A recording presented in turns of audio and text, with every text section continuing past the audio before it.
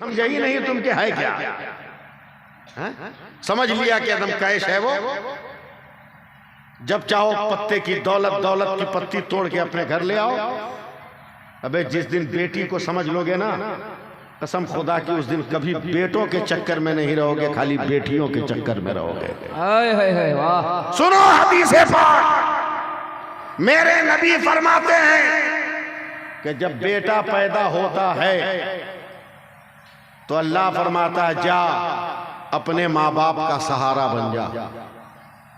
बात समझिए मैं क्या कह रहा हूं, दोबारा बोल रहा हूं। बेटा पैदा होता है तो अल्लाह फरमाता जा अपने माँ बाप का सहारा हो जा, मगर जब बेटी पैदा होती है तो खुदा फरमाता है चल तेरी वजह से तेरे माँ बाप का मैं सहारा हो गया हूं। वाह वाह, मैं सहारा हो गया। भीख मांगते हो इनके बाप से, जमीन पिछवाते हो इनसे और इनका सबूत मिटाते हो। ये कितने पावरफुल औरत है, इसका मुकाबला तू कर सकता है क्या? कर सकता है? स्कूल देखा नहीं मांगेगा 5 लाख, फटा हुआ जींस पहनेगा मांगेगा 10 लाख, तेल भराने का पैसा नहीं बुलेट चाहिए। अपनी कमाई में हजरत जब से बिहार में गवर्नमेंट की नौकरी लग गई 25,000 वाली, इन लोगों का भाव बढ़ गया, 5 लाख से 10 लाख पे चला है। बोला हम सरकारी नौकरी वाले हैं। अबे हमसे बड़ा हो सकता है क्या तू लोग? ये आलिमों से उलमा से बड़ा हो सकता है क्या? कितना कमाएगा? कमा कितना कमाएगा? अरबपति का वारिस होगा, करोड़पति का वारिस होगा, जमींदार का तू वारिस होगा, चौकीदार दरोगा का वारिस होगा, झूठ बोलने वाले मुख्यमंत्रियों का तू बेटा होगा। इससे ज्यादा नहीं, मगर ये उलमा जो बैठे हैं ये जमींदार के वारिस नहीं है, ये अहमद मुख्तार के वारिस है। सुभान अल्लाह, सुभान अल्लाह। 25,000 की नौकरी मिली तो 10 लाख डिमांड कर दिया। 10 लाख। वो गरीब, वो हाकिम बसरा, चीफ जस्टिस बसरा लड़का तलाश कर रहा है। हजरत लड़की आज तक कोई गुनाह किया ही नहीं, लड़का उस मयार का, गांव गांव छान मारा। ऐ सुनो, कुछ भी इमरजेंसी रहे मत जाना, 5 मिनट बैठ के सुनो। नहीं मिला। अब्बा क्यों उदास है? कहा बेटी तेरे लिए लड़का खोज रहा हूं, मिल नहीं रहा। शरीफ बेटी का जवाब सुनो। बेटी सर झुकाकर कहती अब्बा इतनी मेहनत क्यों कर रहे हैं, घर से तलाश शुरू कीजिए। पूरे घर के नौजवान लड़कों पे निगाह दौड़ाया, चूर में चूर सटाया, मगर लड़की जितनी पाकीज़ा और इबादत गुजार है खानदान का कोई लड़का उस मयार का नहीं है।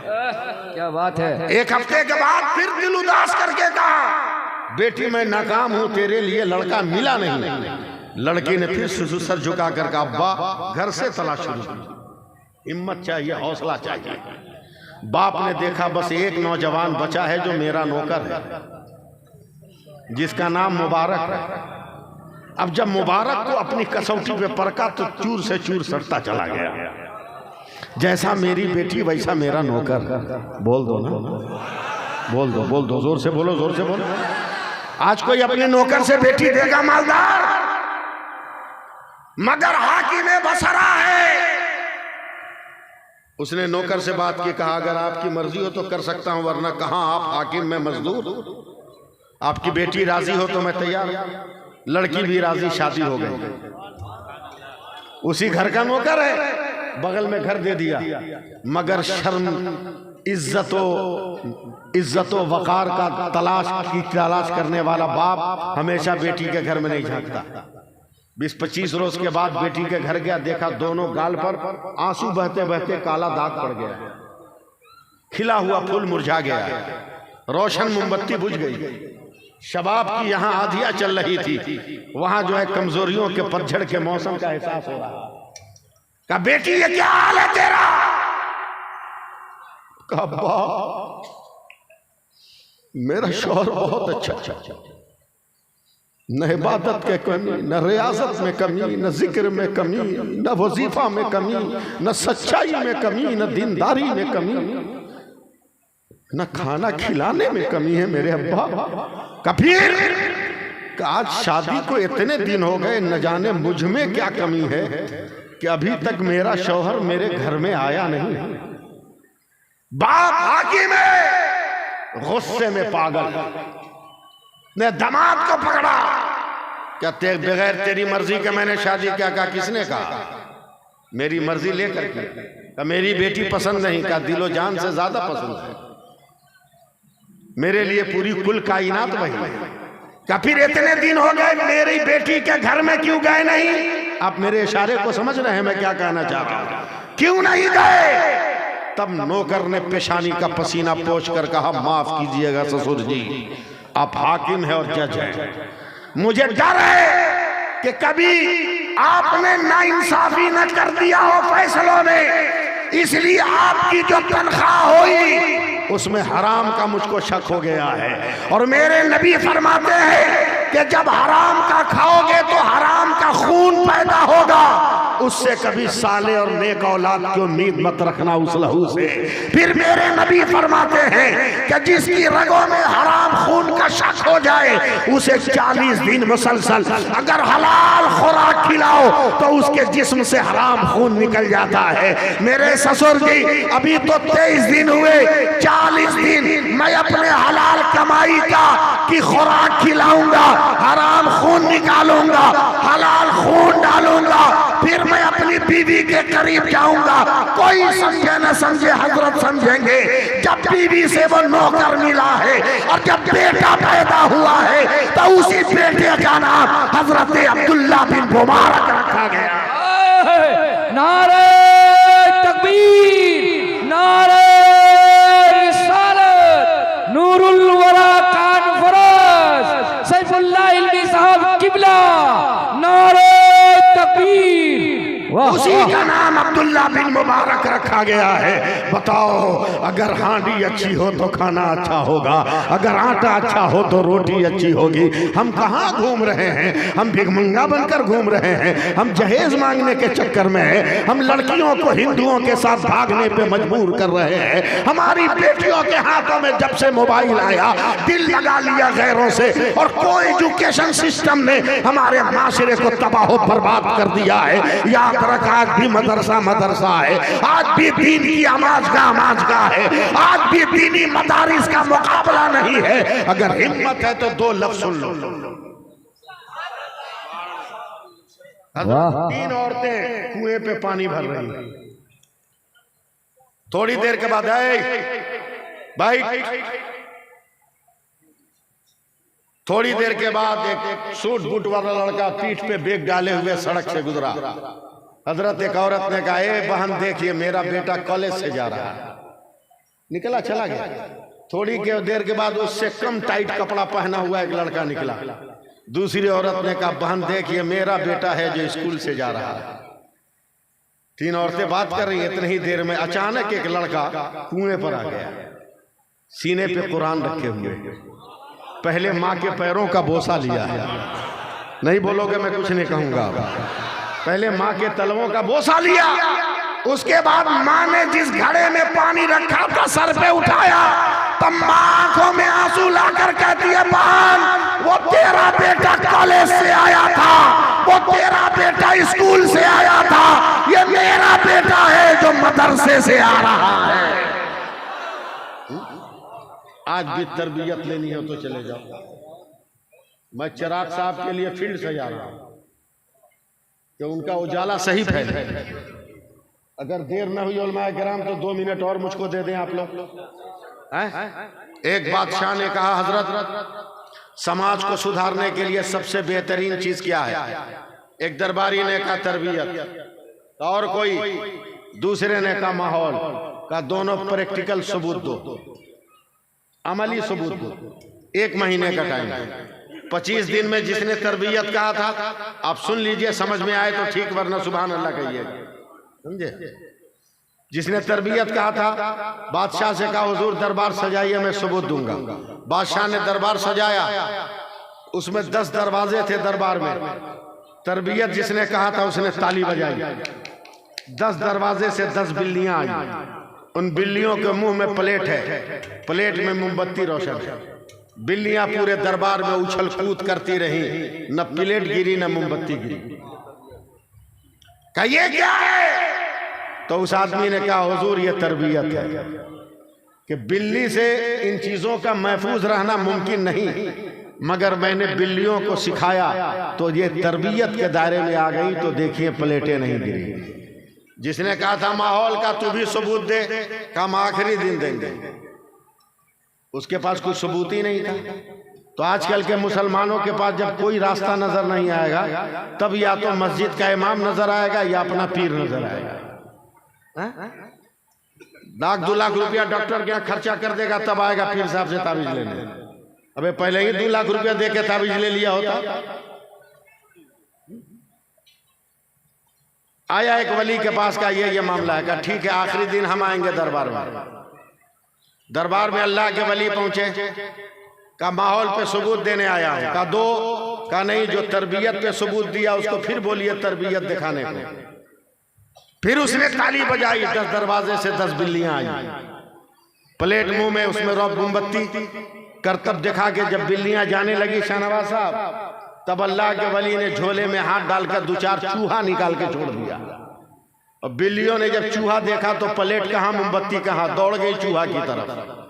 तब अल्लाह के वली ने कहा सिर्फ तरबियत से माहौल समाज नहीं सुधरेगा, तरबियत के साथ साथ माहौल का भी होना जरूरी है। घर में खुद नमाज नहीं पढ़ोगे, बट बेटा को बोलोगे नमाज पढ़ने के लिए, माँ खुद नमाज नहीं पढ़ेगी और बेटी को बोलेगी नमाज पढ़ने के लिए। हजरत पहले दरवाजे पे आवाज आती थी जंजीर की तो पूरा घर निकल कर इस्तेकबाल करता था। अब अगर कोई कॉल बेल बजाता है तो घर के 1 दर्जन आदमी एक दूसरे को देखते हैं कौन फ्री है नेट चलाने से जो जाके दरवाजा खोले।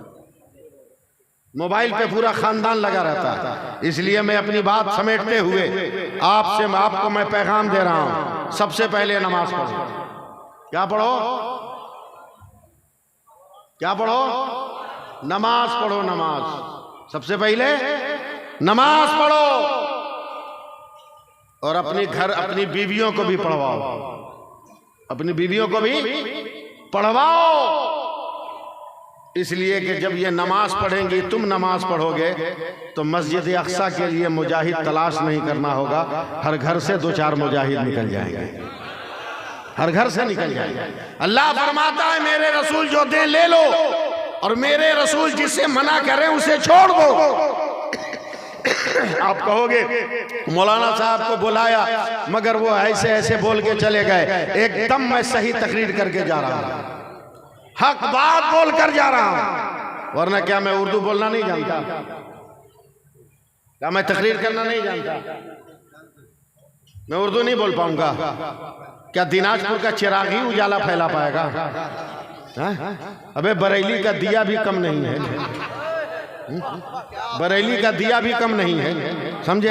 हम भी जानते हैं उर्दू बोलना, हम भी जानते हैं। शाहनवाज भाई ये जो टोपी पहने ये भी टोपी है, मैं जो टोपी पहना हूँ हजरत ये भी टोपी है, वो आपके बगल में जो हजरत बैठे हैं वो भी टोपी है, ये बड़े मियाँ पहने वो भी टोपी है, ये मौलाना जो पहने वो भी टोपी है, अल्लामा शाह आलम जो पहने वो भी टोपी है, वो भी टोपी है, चिराग भाई जो पहने वो भी टोपी है। मगर टोपी है हकीकत इनकी, नाम अलग अलग है, नाम अलग अलग है। ये जो है लियाकत कैब है, वो जो है अफगानी टोपी है, ये अपने हाथ की बनाई टोपी है, ये गोल टोपी है, वो गरम टोपी है, वो जो है वो इमामे वाली टोपी है। सबका नाम अलग अलग है मगर हकीकत टोपी है।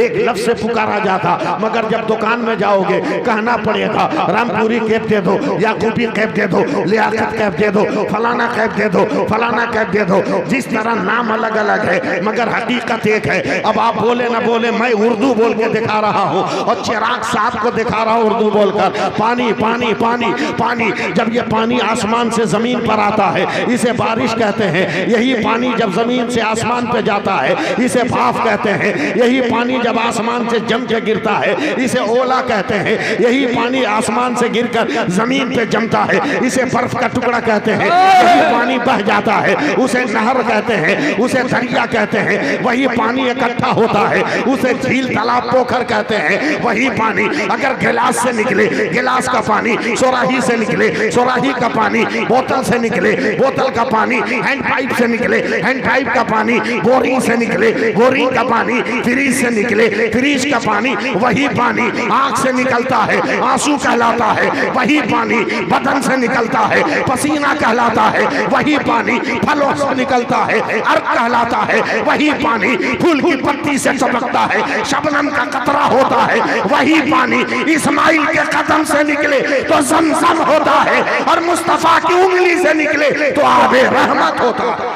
नारे तकबीर, नारे रिसालत, नारे बेला मुबारका मुझे कहने दो नाम बदल रहा है, हकीकत एक है। इल्म जब अहमद रजा हुआ आला हजरत हो गया, इल्म जब हामिद रजा हुआ हुज्जतुल इस्लाम हो गया, इल्म जब मुस्तफा रजा हुआ मुफ्ती आजम बन गया, इल्म जब सैयद अहमद हुआ मुहद्दिस आजम बन गया, इल्म जब मोहम्मद अशरफ हुआ मखदूम कछाछा बन गया, इल्म जब अब्दुल अजीज हुआ हाफिज मिल्लत बन गया, इल्म जब हबीबुर रहमान हुआ मुजाहिद मिल्लत बन गया, इल्म जब मुस्तफा रजा हुआ मुफ्ती आजम बन गया, इल्म जब शमसुल्लाह जान हुआ तो बाबू हुजूर बन गया, और इल्म जब अख्तर रजा हुआ तो जमाने में ताजु शरिया बन गया। नारे तकबीर, नारे रिसालत, नूरुल वरा कॉन्फ्रेंस, नारे तकबीर। वाह वाह। मैं भी तकरीर कर सकता हूँ, आपसे नारा भी लगवा सकता हूँ, पानी में आग भी लगवा सकता हूँ, मगर इस तकरीर से क्या फायदा। बहुत 40 बरस से तकरीर कर रहा हूँ मगर आपको सुधार ना पाया। मगर जब मैं किरदार की तलवार लेकर चला हूँ आपके दरवाजे पर पहुंचकर आपकी कलाइयां मड़ोड़ कर अब कहने की कुव्वत पा रहा हूँ कि तुम खुदा के वास्ते खैरात ना मांगो, अब भीख मत मांगो, निकाह को सस्ता करो, शादियों को सस्ता करो, गुनाह मांगा हो जाए। अपनी बेटे और बेटों को जाहिल रखने से बेहतर है कि तुम चंद आदमियों के दरमियान शादी कर लो और पैसा बचाकर उस पैसे से मदरसा या स्कूल बनाकर अपने बच्चे को तालीम और इल्म दे दो। याद रखो मेरा मजहब बहुत बड़ा मजहब है और मेरा मुस्तफ़ा बहुत बड़ा मुस्तफ़ा है, मेरा रसूल बहुत बड़ा रसूल है। कल भी मेरा नबी लाजवाब था, आज भी मेरा नबी लाजवाब है, कल भी कोई जवाब न था, आज भी कोई जवाब नहीं है। जब लॉर्ड बर्नार्ड शॉ ने आलमी जंग के बाद कहा था, दुनिया ने कहा था फार्मूला दो, हजरत सरकार बाबू हुजूर दुनिया ने कहा था लॉर्ड बर्नार्ड शॉ को अमन के लिए फार्मूला दो, शांति के लिए फार्मूला दो, सुकून के लिए फार्मूला दो। तो वर्ल्ड वॉर के बाद लॉर्ड बर्नार्ड शॉ ने चाय की प्याली उठाकर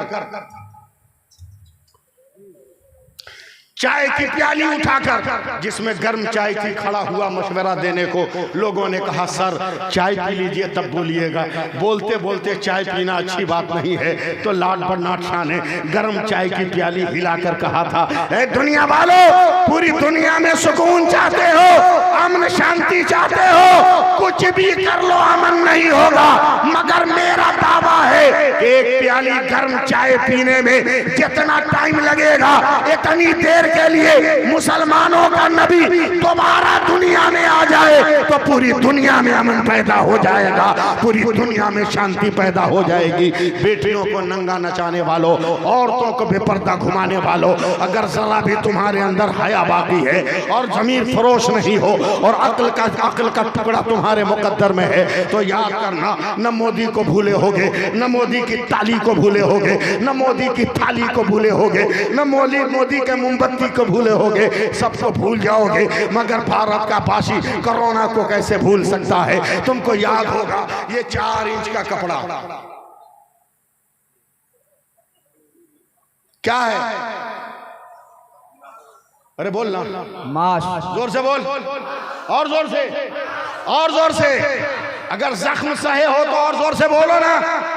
मौलाना ये 4 इंच का कपड़ा मास्क है, मगर पूरी दुनिया को ये चैलेंज दे रहा है और बिगड़े हुए मुसलमानों तेरी आंख खोलने के लिए काफी है जरा सोच ले कि 4 इंच का कपड़ा इतना पावरफुल है कि दुनिया की पूरी मेडिकल साइंस ने ऐलान कर दिया कि जिसके मुंह पर ये 4 इंच का कपड़ा होगा उसे दुनिया की कोई बीमारी नहीं लगेगी।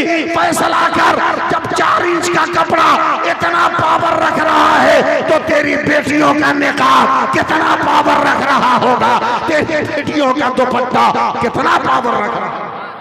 वाह, सुभान अल्लाह, सुभान अल्लाह। इसलिए बात खत्म करते हुए मैं आपसे गुजारिश कर रहा हूँ, अपील कर रहा हूँ, शादी ब्याह में मांगना बंद कीजिए, डिमांड लेना छोड़िए। मस्जिदों में बारात बुलाइए, बाराती के लिए नमाजी का होना शर्त कर दीजिए। अपने माँ बाप को मरने से बचाओ। जबरदस्त चोट लगी, अपने माँ बाप को मरने से बचाओ। चोट लगी तो मुझको हुज्जतुल इस्लाम याद आ गया। चोट लगी मुझको, कुर्सी पर तकरीर करते तो हुज्जतुल इस्लाम याद आ गया।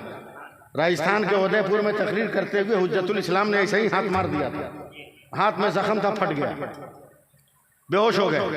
मुरीदों ने उठा के नर्सिंग होम में भर्ती किया। ईसाई डॉक्टर था, जख्म देखा, कहा मौलाना कितने दिन से, कहा बाद में करना, पहले जो करना है कर। ईसाई डॉक्टर ने कहा ऑपरेशन करना होगा, कहा करो। तो फट से बर्तन लेके आया ऑपरेशन वाला, उसमें इंजेक्शन था, साला के इंजेक्शन देना था। क्या है? बोला इंजेक्शन। बोला क्यों? कहा बेहोश करेंगे। कहा अरे बेवकूफ, हम बरेली वाले हैं, हम बेहोश नहीं होते हैं। बोल दो यार, बोल दो, बोल दो। सुभान अल्लाह। नहीं होते, हमारा चेहरा देखकर तो देवबंद बेहोश हो जाता है, हम बेहोश नहीं होते। बोला मौलाना बगैर इंजेक्शन का ऑपरेशन नहीं होगा। क्या पागल मत बन, तू अपना काम कर, हम अपना काम करेंगे। का क्या मतलब? का मैं आंख बंद करता हूँ, हाथ बढ़ा देता हूँ, मेरे बाबा ने मेरे नबी की शान में सलातो सलाम लिखा, मैं सलाम पढ़ता हूँ, 2-3 शेर पढ़ूंगा तो मुझको चिंटी काटना, अगर मैं हाथ पर खींचूं तो 2-3 शेर और पढ़ने देना, फिर चिंटी काटना, पता ना चले तो अपना काम कर जाना। अभी सिर्फ जिक्र शुरू किया है तो मेरा दर्द खत्म हो गया,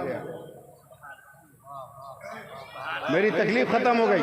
सिर्फ जिक्र किया है तो मेरी तकलीफ खत्म, वरना आंखों में पानी आ गए थे दर्द से, मेरी तकलीफ खत्म।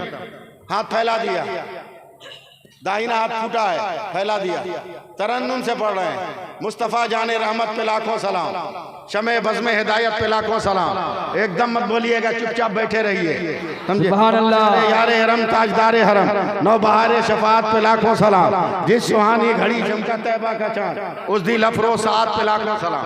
बोलिएगा सुभान अल्लाह। डॉक्टर ने चींटी काटा तो उन्होंने पांव खींचा, डॉक्टर छोड़ दिया, हुज्जतुल इस्लाम फिर पढ़ रहे हैं। एक मेरा ही रहमत में धावा नहीं, शाह की सारी उम्मत पे लाखों सलाम, दूरों नजदीक के सुनने वाले वो काने लाले करामत पे लाखों सलाम।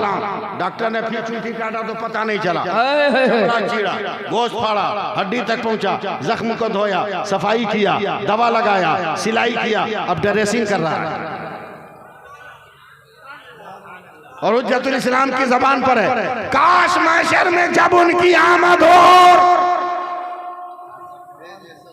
काश महशर में जब उनकी आमद हो, भेजे सब उनकी शौकत पे लाखों सलाम।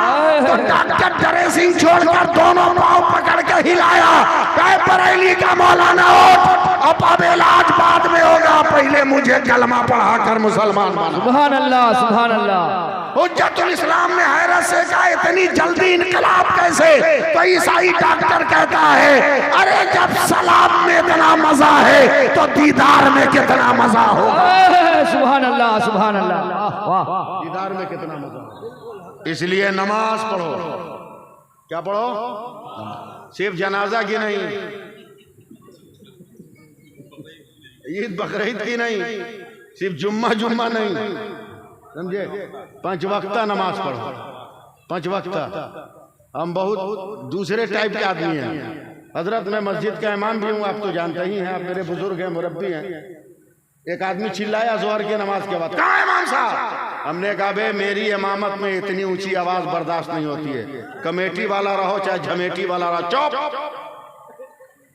मेरी रोजी रोटी का मालिक तू नहीं, मेरा खुदा है। आवाज बुलंद नहीं कर सकता मेरे आगे तू। बोला नमाजी चोर हो गया, बोला मारूंगा ना 3200 बाहर छटक जाएगा। बोला नमाजी कभी चोर नहीं होगा। तो वो भी जरा बलवान था, उसने कहा जब चोर नहीं होगा तो मेरा जूता कौन ले गया। तब मैंने कहा बे लफ्ज बदल। बोला क्या बोले? बोले ये कहो कि कोई चोर नमाज पढ़ने आ गया था जो तेरा माल लेके चला गया। आखिरी 2 मिनट इन औरतों को मारते हो पीटते हो, अभी इतना बड़ा मर्तबा है तुम्हारा, बगैर पढ़े लिखे कितनी बड़ी साइंटिस्ट है ये हजरत। चाइना इसको नमस्कार करता है, रूस वाला इसके चरणों की धूल चाटता है। इस औरत को समझा क्या गया? जहेज में मिलने वाला माल याद रख, अगर ये केचुल छोड़ देना, जिस दिन अपने मिजाज पे आए ना तेरे मिजाज का पानी उतार दे। एक औरत ने अपने शौहर को कहा चाय बना के लाओ, गुस्से में बोला कि हम जा रहे हैं वकील के पास, तुमको तिलाक देंगे। समझे? चला गया शौहर वकील के पास, अब पलट के आया तो आके हांडी धो रहा था। बोला क्या हुआ? बोला वकील साहब खुद से बर्तन धो रहे थे। समझे? ज्यादा मुंह मत लगा, बहुत पावर वाली है। भात खाते हो? अरे बोलो ना जल्दी से, हाँ या ना। एक 10 आदमी में क्या किलो चावल बनेगा? आस्ते बोलो, दूसरा गांव वाला कभी दावत नहीं देगा। 3 किलो चलो, 3 किलो में क्या पीस चावल है? बता पाओगे? अबे जो मैथ पढ़ाता वो भी नहीं बता पाएगा। हम मौलवी लोग, हम लोग भी नहीं बता पाएंगे। मगर बाप रे बाप, कितनी बड़ी साइंटिस्ट है ये औरत, कितनी बड़ी बुद्धिमान है कि जिस चावल को आप गिन न सके उसको पकाने जब बैठती है, जब यकीन हुआ कि पानी में चावल पक गया होगा, तब उठती है चम्मच लेकर, चमचा डाल के हिलाती है कारी साहब, एक चमचा भात उठाकर उसमें से एक को दबाती है, और जब दब गया तो कहती है सब हो गया। बाप रे बाप, इतनी बड़ी साइंटिस्ट। वाह! कि जिन चावलों को मर्द गिन न सका था, उनमें से एक को दबाकर सबको ओके कर दिया। मैंने कहा कौम की बेटी हो, ये तालीम कहां से पाई? तो इन औरतों ने कहा मौलाना हमने कहीं नहीं पाया, खुदा की कुदरत है ये। क्या मतलब? अल्लाह ने चावल को सिफत दिया है कि एक ठीक हो गया होगा तो सब ठीक हो जाएगा। पागल मर्दों को समझाओ, यही तो मेरे नबी कहते हैं कि नमाज पढ़ो, नमाज पढ़ो, नमाज पढ़ो, नमाज पढ़ो, नमाज पढ़ो, नमाज पढ़ो, नमाज पढ़ो। जब तक सुभान अल्लाह नहीं कहिएगा जुमला अटका रहेगा। सुभान अल्लाह, सुभान अल्लाह। नमाज पढ़ो, नमाज पढ़ो, सुभान अल्लाह, नमाज पढ़ो, जोर से बोलो नमाज पढ़ो। इतना पढ़ो कि पढ़ते पढ़ते मर जाओ।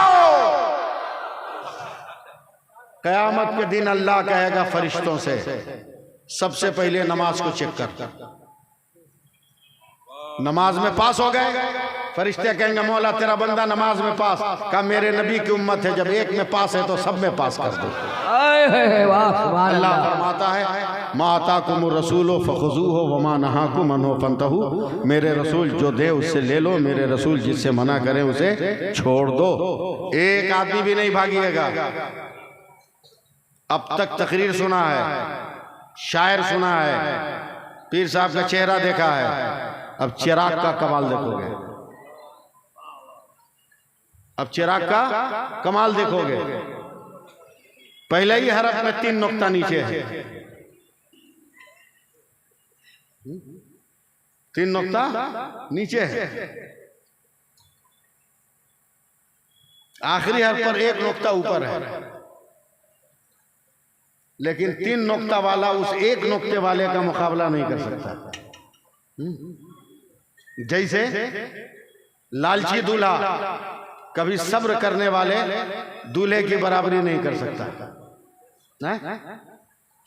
बहुत तमन्ना है हजरत इन लोगों को सोने की अंगूठी पहनने की, सोने की अंगूठी पहनेंगे।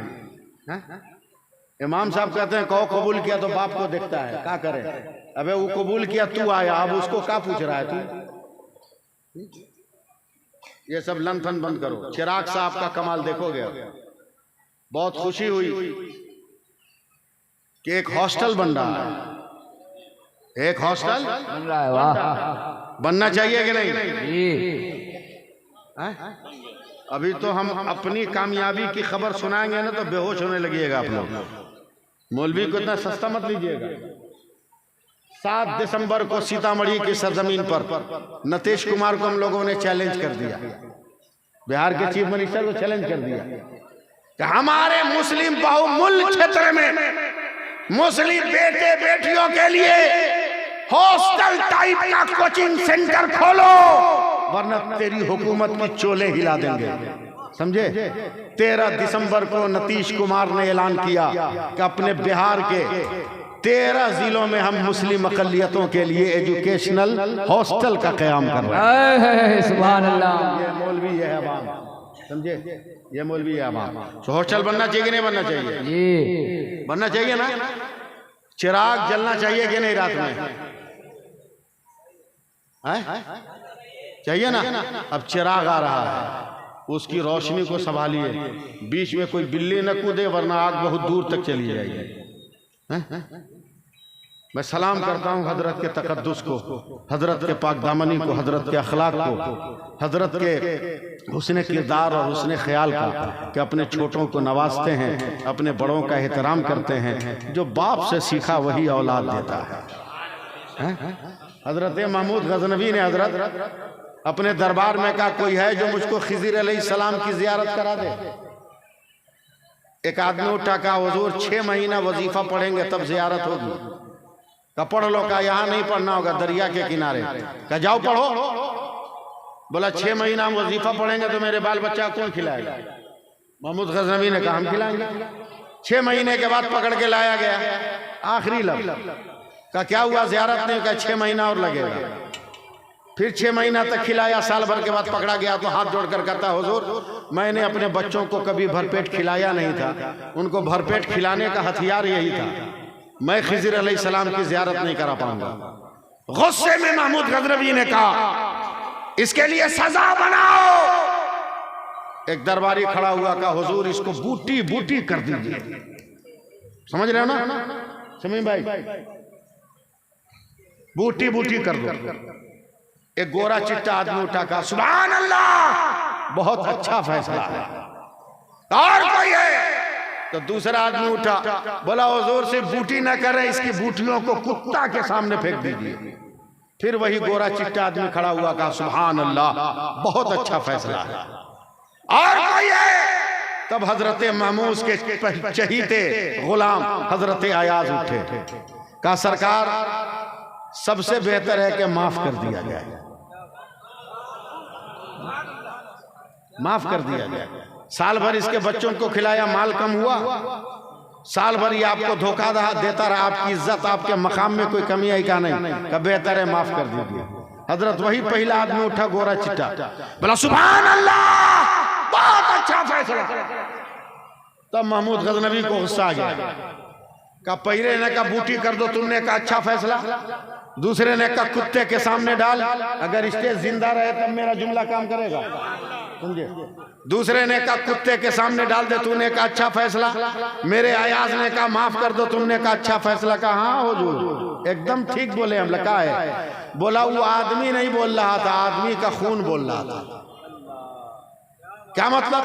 का जो दरबारी बोला बूटी बना दो, उसका बाप कसाई है, इसलिए जो बाप की बोली है वही बेटा की बोली है। बोलो बोलो बोलो सुभान अल्लाह। आज जिसने कहा कुत्ते को दे दो, का इसका बाप दूसरे दरबार में कुत्ते के सामने गोश्त रखता है, इसलिए जो बाप का किरदार वही बेटे का किरदार। का मेरे अयाज ने कहा माफ कर दो, का ये भी सच है। बोला क्यों? का ये हुसैन का बेटा है और हुसैन गुनाहगारों को माफ कर देता है। जोर से जोर से जोर से और जोर से हाथ उठा के बोलो, अबे अगर अयाज हुसैन का बेटा है तो ये भी तो हुसैन का बेटा है। सुभान अल्लाह, अल्लाहु अकबर, या रसूल अल्लाह, जिंदाबाद। तब महमूद गजनवी ने कहा तू कौन है, तू बता। तब गोरे चिट्टे आदमी ने कहा जिस खिज़िर अलैहिस्सलाम की जियारत करना चाहते थे वो खिज़िर मैं ही हूँ। तो हौसला हो तो कुछ भी हो सकता है। अल्लाह ताला फजल फरमाए, दारैन की सादतों से माला माल फरमाए। आमीन आमीन बिजाहे सय्यदिल मुरसलीन। इंसान हूँ, बड़ी देर तक आपको पेरा मैं, हो सकता है इस दरमियान कोई गुनाह हो गया हो मुझसे, कोई ख़ता हो गई हो। आप सबको गवाह बनाकर सच्चे दिल से तौबा करता हूँ, पढ़ता हूँ अस्तगफिरुल्लाह रब्बी मिन कुल्लि ज़ंबी व अतूबु इलैह, अशहदु अन ला इलाहा इल्लल्लाह, अशहदु अन्ना मुहम्मदर रसूलुल्लाह। खुद नमाज पढ़िए, हम सबको नमाज को पाबंदी से अदा करने की अल्लाह तौफीक अता फरमाए। हम सब के लिए भी दुआ कीजिए। यार जिंदा सोहबत बाकी। बहुत देर तक आपको मैंने बहुत कुछ कहा हूँ, मगर आखिरी यही है कि बदल दो वक्त को परवानों अब खुदा के लिए, चराग बन के जलो बज़्म मुस्तफ़ा के लिए। अजब नहीं कि दरीचे करम के खुल जाए, उठाओ हाथ अभी वक्त है दुआ के लिए। अस्सलामु अलैकुम व रहमतुल्लाहि व बरकातहू।